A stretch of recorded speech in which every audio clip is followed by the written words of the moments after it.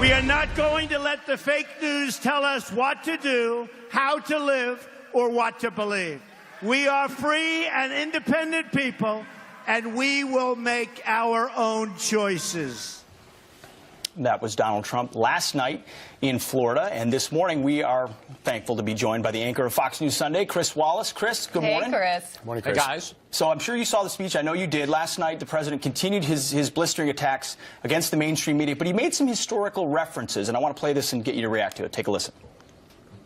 Thomas Jefferson, Andrew Jackson, and Abraham Lincoln, and many of our greatest presidents fought with the media and called them out, oftentimes on their lies.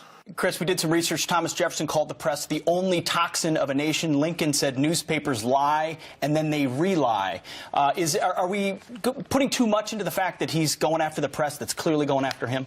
Well, yeah, I didn't know you were going to say this, but in fact, I have a historical reference here from Thomas Jefferson, who back in 1787, I really didn't know you were going to say this, said this, and I think we need to keep this in context. He said, "Were it left to me to decide whether we should have a government without newspapers or newspapers without a government, I should not hesitate a moment to prefer the latter." Yes, presidents have always had, and politicians have always had, problems with the press. They want good press. The press doesn't always give it to them.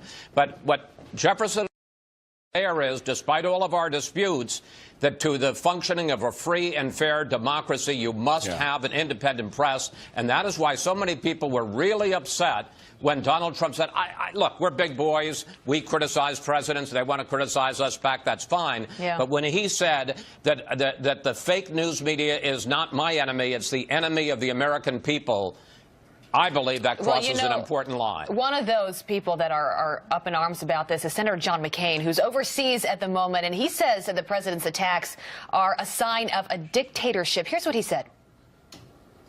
If you want to preserve democracy as we know it, you have to have a free and many times adversarial press. And without it, I'm afraid that we would lose so much of our individual liberties over time. That's how dictators get started. The first thing that dictators do is shut down the press. And I'm not saying that that President Trump is trying to be a dictator. I'm just saying we need to learn the lessons of history. Chris, what do you make of those remarks and also the battle that is brewing between President Trump and John McCain? Because, as you know, these two need each other.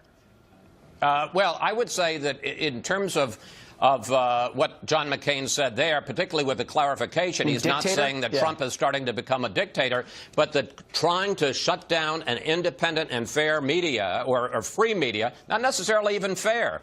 Part of what the founders said is it can be unfair, but the idea is that in the wash of all of the media coming out with all of their reports, it's a check on power, and that and he was saying that in dictatorships, there's state-run media, and there's no opportunity for a free, independent press. So I think he's exactly right there. As far as Trump and McCain, it's absolutely going to be a continuing soap opera saga in this administration. Sharp differences between the two, especially when it comes to foreign policy, especially when it comes to Russia. Reince Priebus on your show this morning has said overnight even some critical things about the press and that relationship. What are you going to be talking with him about today? I'm going to be talking to him about the press and that relationship. I think this is an important time, frankly, for the media to strike back. Look, we are not included in the list of people that, the list of deplorables, if you will, that Donald Trump said, but we were singled out by Barack Obama, and I don't think it matters whether it's the president is singling out the organization that you represent or the other organizations. It's wrong. I mean, we can take criticism, but to say that we're the enemy of the American people, I think really crosses an important line. In addition, we're also going to have Rush Limbaugh.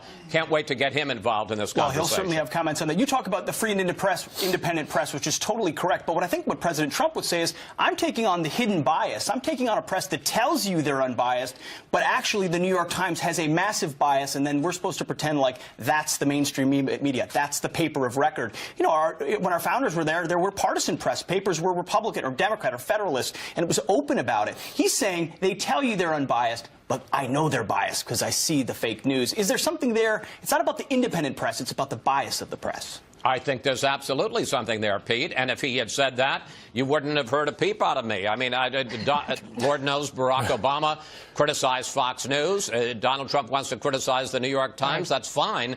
But it's different from saying that we are an enemy of the American people. That's a different thing. Yeah. And people need, and I know that there are a lot of listeners out there who are going to reflexively take Donald Trump's side on this. It's a different thing when a president, because if it's a president you like who talks about trying to, the press being the enemy of the people, then it's going to be a president you don't like saying the same thing. And that's very dangerous. We look forward to your show, Chris. It's going to be a good one. Thanks, Chris. A lot to talk about. Good to see you. Thanks, Chris.